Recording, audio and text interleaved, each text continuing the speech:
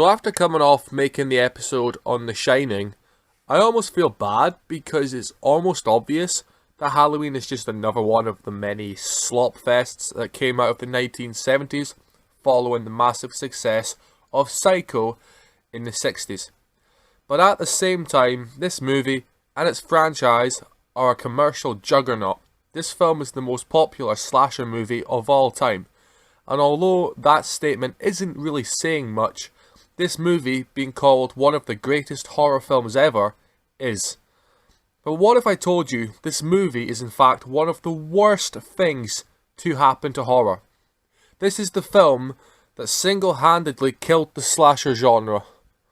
This movie took the idea of the slasher film and stripped away all that made it horrific or shocking or entertaining, and it does all that in favour of a story so shallow and lifeless it mirrors its own bad guy.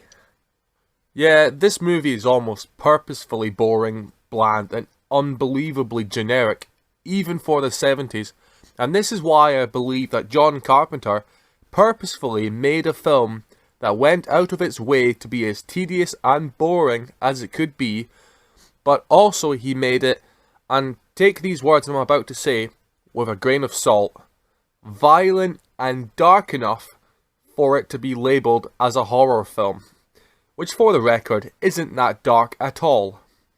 And now, I will go into this film's influence, but none of the bullshit influenced by this is any good. But at least some of them, like Friday the 13th, are slightly more campy and fun, and in that regard, on occasion, some of them can wind up being quite entertaining to a degree. Because at least they don't take themselves seriously like the idiots who made this mess did.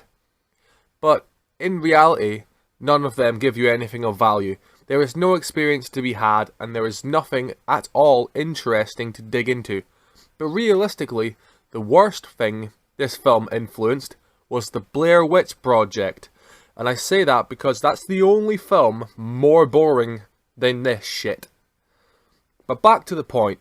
It's also my genuine theory that I believe this film was a social experiment to see how the general public react to slop cinema. I also believe that this is the film and the franchise that is the template for every single bullshit franchise that has came out after it, and that's the reason why this film has 12 sequels along multiple timelines and movies. Movies changed after this film came out. For the absolute worst, I'd argue, and the worst of it was thrown back into the horror genre. But basically, what I'm getting into here is everyone saw this film and thought, yeah, we don't need to put effort into anything here. Let's just make one steaming turd pile after the other, and if people will eat it up, then we will milk this fucker into the ground and still make profits from it. After this film came out, you could plaster anything up there, and people would adore it. And that's why today we are sitting through the 100th remake of the same Marvel DC bullshit film that is the exact same film redone for the 100th time. Basically, Halloween walked so Marvel and DC could run. The only other movie that did this much to fuck up the state of cinema at that time was Jaws. But that's yet another spoiler for another episode I am going to make about another shitty film. Ooh, I've pissed up so many people saying that.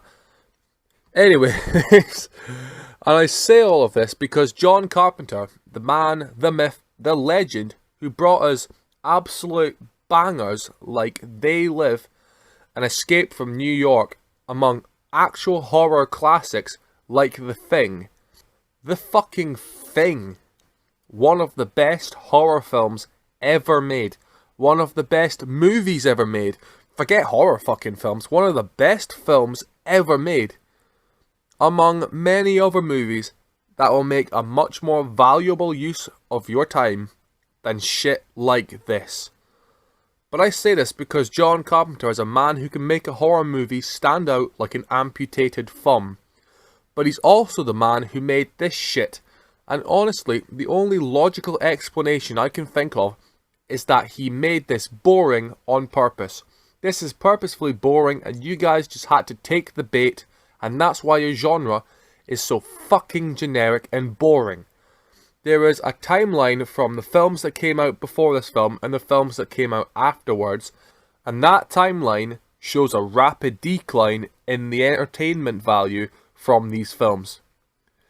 Maybe I'm going in too deep with this film, but genuinely, the movie industry changed after this film. The industry changed after this.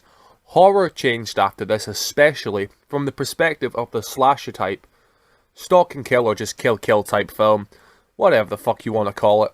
But every film that came out after this was just Halloween with a different face, or Halloween but with some humour thrown in, or Halloween remade as a social commentary, or Halloween remade as a satirical parody, or Halloween but even longer and somehow even more tedious and boring. But the further I go down this rabbit hole, the more I question everything around me. And in this episode, I'm not here to question everything around me and question my own existence, but I do have some questions nonetheless. Like, who the fuck actually genuinely enjoys this film when films like the Texas Chainsaw Massacre exist? Seriously, just stop kidding yourself. The horror genre is still feeling the damage done by Halloween still today for that reason. Go and watch any horror film from the 2020s and I guarantee you, you will probably see some bullshit cliches or bullshit movie conventions that were taken straight from Halloween. And I say all this like this is a good thing. Like Halloween changed the face of horror and it's better for it. No. Fuck this.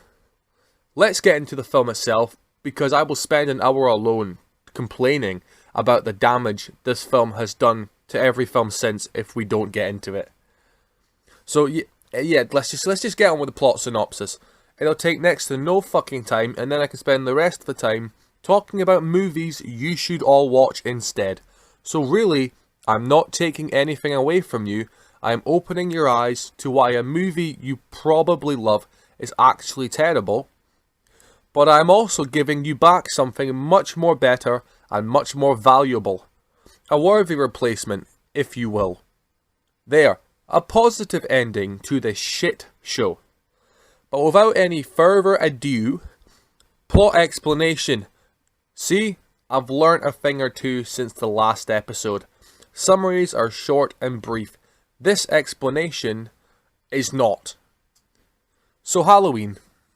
Well, after hearing one of the best horror scores ever over a pretty sick title placement, we are then treated to nothing even remotely cool until when the film ends and we can leave. Like, honestly, the Halloween theme is sick, but this isn't a music podcast. If we were discussing horror scores, then I couldn't make this a thing because most of the scores of these movies are great. John Carpenter, as a composer, is elite at his craft, but almost all of his films have great soundtracks. Even the shit films he's made, like this, and like Christine, which is when he basically forced himself to do the trendy thing and make a movie about a Stephen King book. You see, this is when John Carpenter fails. This is when he does the trendy thing. And when he does the trendy thing, 9 times out of 10, he fails. But also, Stephen King films never work because Stephen King's source material is so bad that even Stanley Kubrick couldn't make something worthwhile. But anyways, Christine, I'm talking about here. Shit film. Fucking awful film, man. Bro falls in love with his car and then the car kills him. That's the entire film in a nutshell. The end. Done. Finished. I am not doing an episode on Christine. You guys should fucking know better. But yeah, Christine is a worse film than The Shining. Obviously, I shouldn't have to say that. But I'm not doing an episode on Christine because fuck wasting my time on that. There is so much better than Christine. But the score to The Shining is nowhere near as good as the score to Christine. And Christine is a garbage film, but the soundtrack to Christine by John Carpenter is fucking epic. So is the Halloween score, for that matter. But anyways, yeah, just go listen to John Carpenter's film scores. Don't watch his films, just listen to his film scores. No, actually do watch his films, just skip the bullshit. Use this video as a guide to figure out the good shit and skip past the bullshit. Go watch Escape from New York. Go watch The Thing. Go watch They Live, and then continue down the John Carpenter rabbit hole, skipping shit like Christine and Halloween. There was a lot of good shit in his resume, but there's also quite a bit of absolute shit, and hopefully in this episode I can help you skip through the shit to the good stuff, but especially watch The Thing. Although if you're a horror fan and you haven't seen The Thing, are you really a fan of horror at all? If you haven't seen The Thing and you're listening to this right now, stop and go find it anywhere you can stream it on.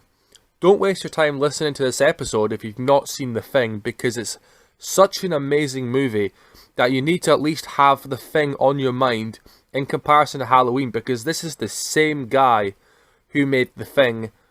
John Carpenter is the same guy who made Halloween, and he's also the same guy that made The Thing.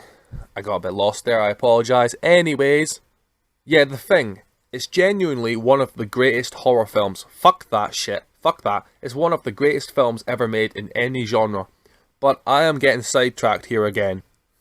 Partially because there's such a lack of interesting things in this movie. But anyways, the first scene of Halloween is set up very surprisingly on Halloween of the year 1963. And this is where we first meet Michael Myers. But instead of seeing him in the full mask all massive and threatening, we have to put up with him as a kid. And we are front row and centre, first person into Michael's peripherals, seeing everything that he sees. And what happens in this scene is that Michael wanders around his house spying on his older sister Judith, who is in the house with her boyfriend, or a boyfriend, who the fuck knows. But because this is a slasher film, if people aren't scared out of their minds because a killer is on their tail, then instead they are just fucking horny. Yeah, Judith and her boyfriend decide to head upstairs and get down with the thickness. But saying that, this guy must have serious weak sauce, because my guy genuinely lasted about 30 seconds. No, this film didn't start the horniness in horror movies cliche, and no, I'm not complaining about it either. But young Michael clearly wasn't happy that his sister was up to no good, and after walking indoors and finding a clown mask, instead of doing what a normal disgusted kid like Michael should have done and ratted Judith out to their parents, he walks to the room where his naked older sister is sitting there and then stabs her multiple times until she is dead. It's a little bit overkill, I must say. But clearly, this kid isn't right. He then heads downstairs with a fucking bloody knife, might I add, and walks outside where he meets his parents, who take off his mask and show to the camera that he is just a little kid. But what happens next? Nothing. Absolutely fucking nothing. His parents just stand there. Now, I don't know about you, but if my son came out of the family home with a fucking bloody knife, I know I would definitely not just be standing there with my fucking hands in my pockets like this is some sort of bullshit prank. Like, for all they know, someone could have been in there, or somebody could be after them, or something could have happened to them or to Judith.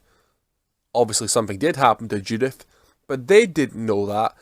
But instead of being at least a bit concerned, or at least having some questions, they just stand there with their hands in their pockets for like a good minute, until the first scene ends. But anyways, fast forward to the present day, and we meet Dr. Loomis, played by the ever awesome Donald Pleasence. Even in garbage films like this, Donald Pleasence is the man. Watch Prince of Darkness if you don't believe me. Watch any John Carpenter film with Donald Pleasence in that isn't this shit. And even though it's a whole different vibe, he's still fucking awesome in Escape from New York. This man is an absolute great in this regard. I don't need to come on here and pretend Donald Pleasence sucks, because one, although the idea of a guy rambling about how bad horror films are may be an idea of bullshit to some, I'm not one to bullshit. Unless it's entertaining, then all bets are off, motherfuckers.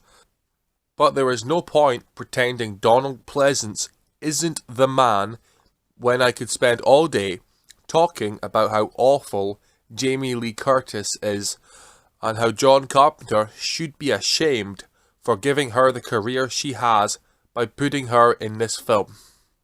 But we will save that for when we get to Jamie Lee Curtis. Dr. Loomis, played by Donald Pleasence, is Michael's psychiatrist. Dr. Loomis and a nurse named Marion Chambers, whose only actual relevance outside of this scene is being the main reason why the Kevin Williamson, Josh Hartnett, LL Cool J, H2O Halloween sequel remake is even a thing. But then again, that film is meaningless. All the sequels are, even the newer ones, but they're all meaningless. Not to mention, they're also all crap. So her importance is absolutely nil here, but LL Cool J is pretty funny in it, as he is in most films. But anyways, Dr. Loomis and Marion are heading up to the sanitarium where Michael is held for the purpose to take Michael to some sort of court hearing, probably to take the fucker straight to death row. But alas, it was not meant to be, because if it was, then the commercial juggernaut that is Michael Myers and that is Halloween wouldn't be a thing. The original sequels proved without Michael, there is no Halloween. And of course, if they killed the little shit, then the movie is all over. But in a sort of weird coincidence, the day that Dr. Loomis heads up to take Michael to the court hearing is also the day that all the mental patients escape, and they were just wandering around the place like it was Night of the Living Dead. Better film than this shit, by the way. In fact, every single zombie movie is better than this, even the extremely shitty ones. But anyways, this gives Dr. Loomis the incentive to open up the gates, and while Dr. Loomis does that, one of the patients, who turns out to be Michael, and although this isn't shocking either, we don't actually know who this is until we are told, but now you know. But anyways, Michael just jumped. I don't even know if this was even a jump though. He literally just spawned on the roof of the car, and then he tries to break in the fucking thing by punching a hole in the car window. I'm pretty sure that would have done some serious damage to Michael's hand that we never get to see again in the film, all since then. It's almost like nothing happened. This is when Marion shits herself though, and she gets the fuck out of Dodge, which turns out to be a terrible idea, because she just gave Michael a car he can drive. Wait, how the fuck can this guy who was sent to a mental institution from a young age drive a car? I know you'll come back with, oh, he's from hell, he's the embodiment of the devil, man, or he's a part of a cult of witches, whatever the fuck, man. Yeah, whatever the fuck these awful sequels say about him. We don't know any of that from this film, and even if we did somehow know that, I'm pretty sure witches need driving lessons too. But anyways, this whole bullshit was really just an excuse to get Michael out of incarceration and into normal society.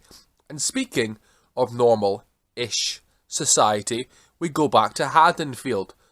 So does Michael, by the way, where we meet our protagonist, Laurie Strode, played by dun dun dun Jamie Lee Curtis in her film debut, which was one of the many mistakes that are made in this film. Without this film, we wouldn't have to put up with every terrible movie that isn't a Marvel or DC flop being something that will feature Jamie Lee Curtis's soulless word salad and fake plastic emotions, and that is yet another thing John Carpenter has to make up for. If I was John Carpenter, one of my biggest regrets would be having Jamie Lee Curtis in any of my movies. But he clearly went out of his way to pick really bad actors for his really bad film. But saying all of that, she could be on the ball here, and either way, that effort she put in was all futile because her character is just another annoying, unlikable teenager. But anyways, Laurie's dad, who owns a realty company, has given Laurie the keys to the Myers house to drop it off for some potential home buyers on the way to high school. Yeah, I don't know who would buy this house either, but a minute later we see it was actually Michael, as he has already taken up residence and notices Laurie as she drops off the key. On the way to dropping off the key though, she meets a little boy called Tommy Doyle, who is actually the kid that she will babysit on Halloween night. Did I forget to mention that by coincidence, this movie is also set on Halloween? Yeah, it is. So, let's just be honest here. This is the only reason this movie is so popular. It's called Halloween. Everyone on the planet on Halloween watches this shit. It's essentially every Christmas film ever, but for Halloween. This is Home Alone for Halloween. Literally. But after dropping off the key, Laurie goes off to Haddonfield High and Tommy goes off to Haddonfield Elementary. But enough about them. What about Michael? How did he get all the way to Haddonfield in so little time without any trouble? Well, firstly, he ditched his psych ward gown. Wonderful news, I know. Don't worry though, he found some other clothes. He isn't running around naked like most of the usual cardboard copy movie nutcases do. He just killed a mechanic off screen. No big deal though, because we don't get to see it. But yeah, apparently, all it takes to enter society as a normal person after breaking out of a fucking mental institution is a change of clothes. And see, this isn't like the ending of Silence of the Lambs, where Hannibal Lecter is dressed up as some sort of spy. He is literally just wearing a boiler suit. Also, there is no manhunt here, no one is looking for Michael, there is no police search and no notification at all to the public about this escaped lunatic. Seriously, this guy killed his sister as a small child and has just the day before broken out of a mental hospital and now has killed again. Nobody's going to pick up the phone and call someone? No. The only person on Michael's trail is Dr. Loomis, his psychiatrist, because he is the only person who needs to be on his tail, for the sake of the plot and the sake of making everything that Dr. Loomis says seem as dramatized as possible. I didn't even mention that before. Every word that comes out of Dr. Loomis's mouth is some dramatic bullshit about how Michael is in fact evil. And yeah, sure he's evil, but he doesn't mean it like Michael is an evil person. He means it like Michael is actually evil itself. He also does things like he doesn't refer to Michael as him, he refers to him as it. And when Michael escapes, he yells about how the evil is gone! Yeah, this guy could only be played by someone like Donald Pleasence for it not to come off as the most ridiculously funny shit ever, unintentionally. This dialogue is actually goofy as fuck. But anyways, yeah, So after finding out Michael has travelled all that way back to Haddonfield and has already moved back into his parents' house, then what happens next? Well, he spends the whole day stalking Laurie, staring at her from outside her classroom window from across the street, and Tommy as well, at his school. But he mainly follows Laurie, because Laurie is important. Now, why that is has changed over time and over the bullshit sequels, but most of the films agree that Michael and Laurie are siblings.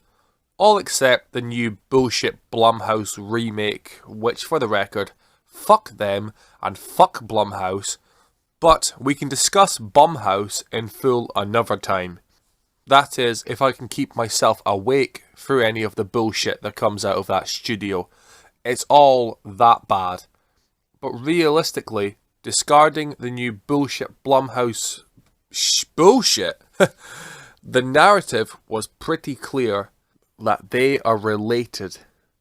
Even with the Rob Zombie remakes, that background of the characters was kept.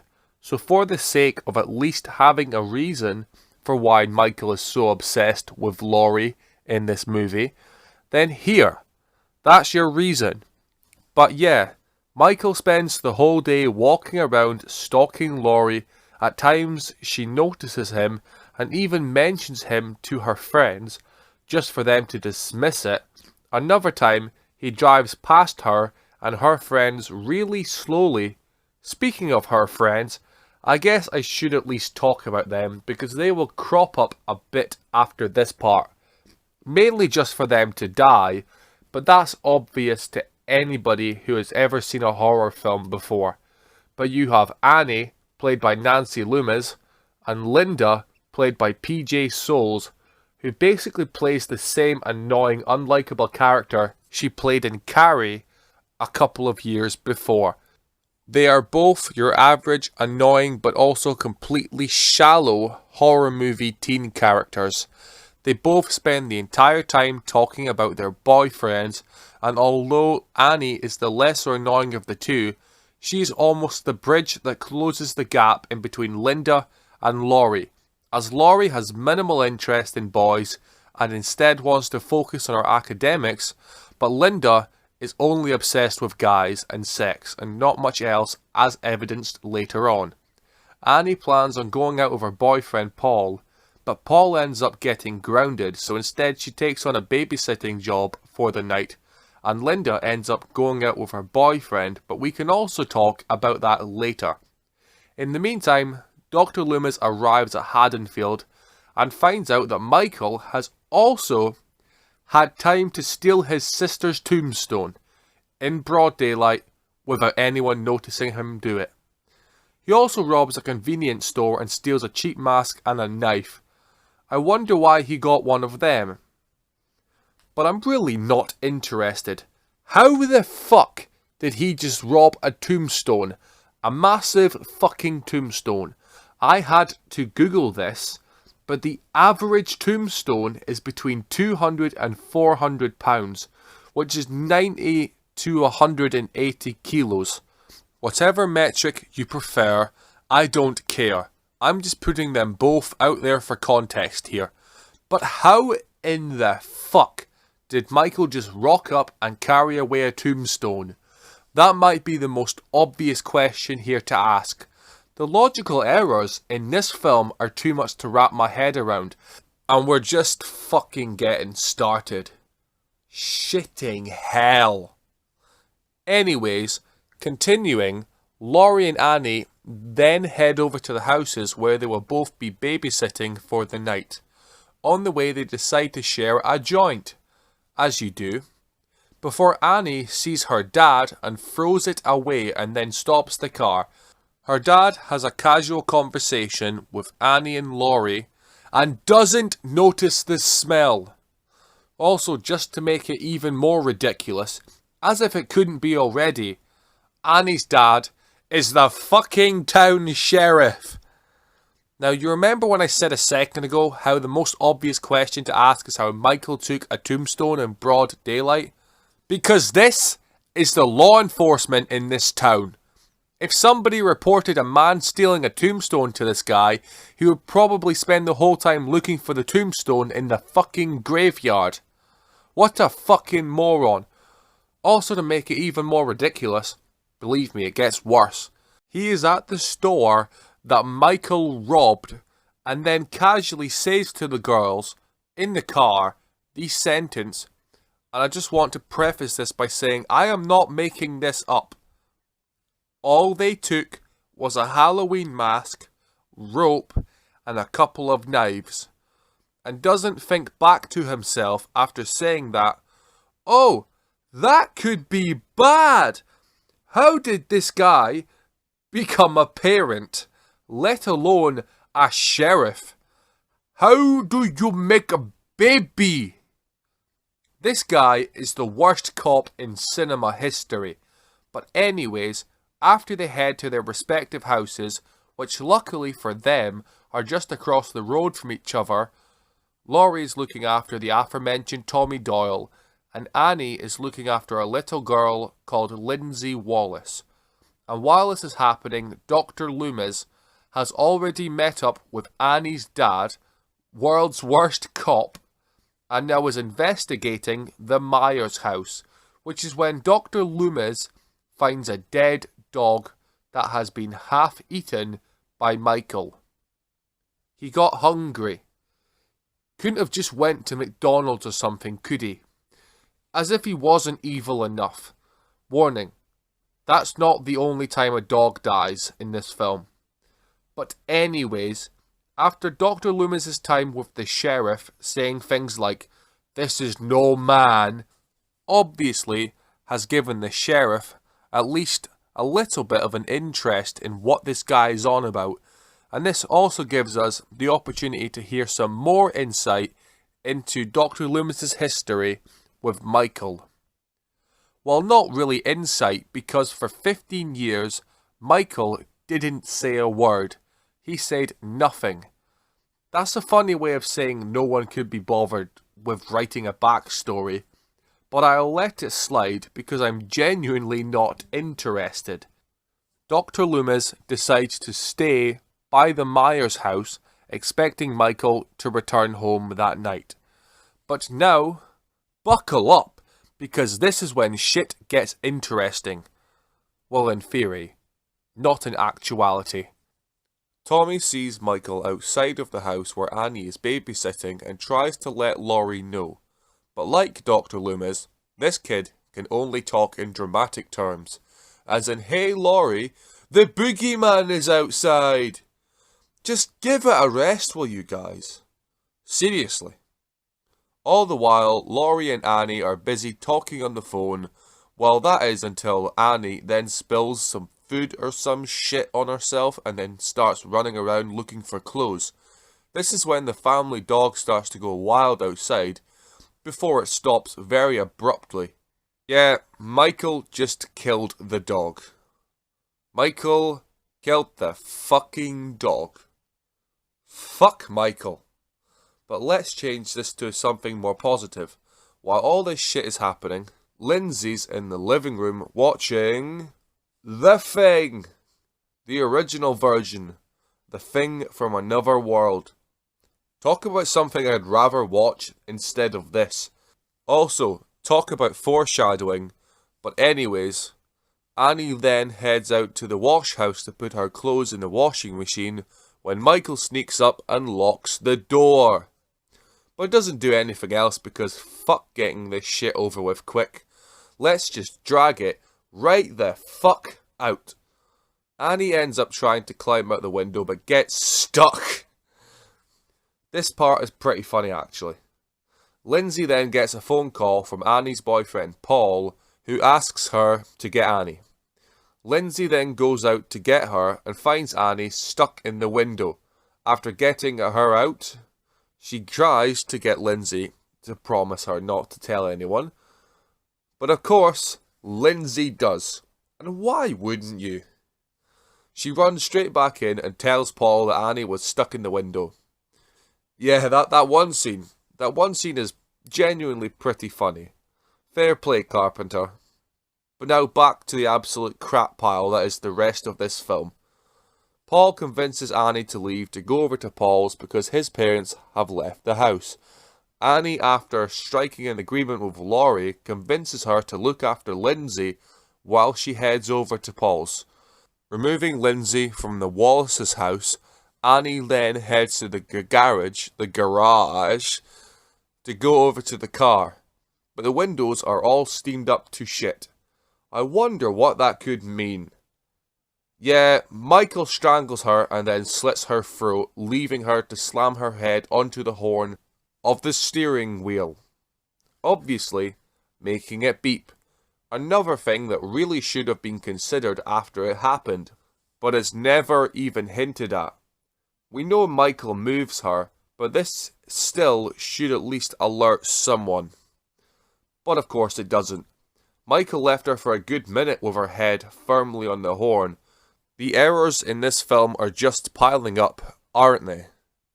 But anyways, one annoying teenager down. Who's next?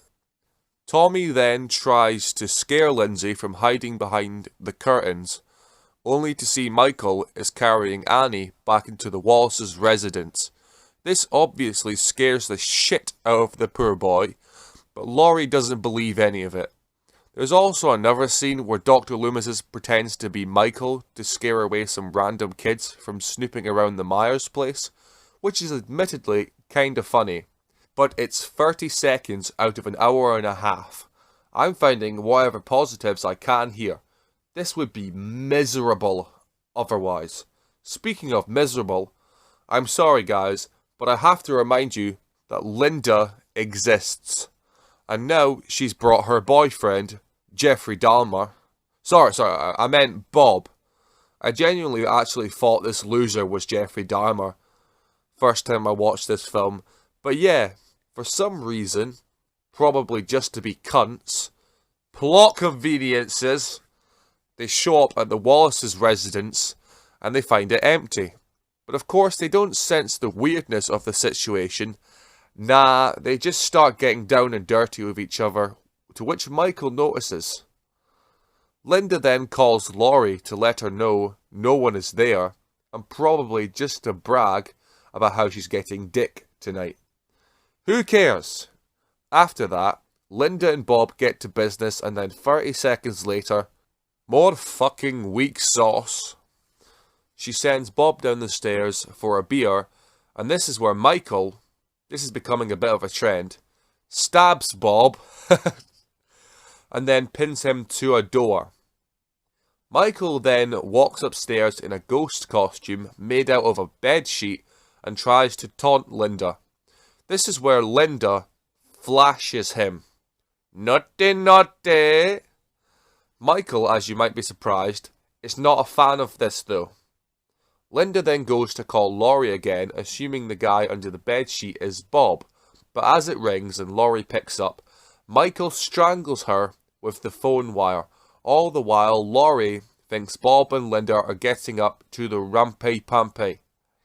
Laurie then starts to get slightly concerned, and after being met with nothing but Michael's breathing on the other end of the phone line, she then tries the line again, and Linda won't pick up at all this time. By this time though, the kids have gone to bed, so Laurie goes to check out the Wallace's residence at the exact same time that Dr. Loomis notices that the car Michael has stole is parked directly outside the Myers residence. Yeah, so he's been there all day, but only now notices that the car that Michael stole from him is parked right outside the house that he has been at the entire time. Just one more time for anyone who isn't listening here. Dr. Loomis has been here all day and has only noticed now that the car that Michael stole at the start of the film is parked directly outside the house he has been in all day. Seriously, I cannot wrap my head around this film. The amount of random plot conveniences that make no logical sense at all are just all over the place, and it makes no fucking logical sense at all. It really just makes these characters sound like the most idiotic people in all of cinema. And that's because these characters are in fact, the most idiotic people in all of cinema. Like, this, it makes no fucking logical sense at all. Like, seriously, I'm not making this up. I just need to stress that right now. I am not making any of this up. John Carpenter legitimately made this film as dumb as he could on purpose, and you guys still worship this. Like, this is the reason why Laurie isn't dead. Dr. Loomis has spent all his time at the Myers place, but didn't notice that Michael's car is parked right outside of the Myers place.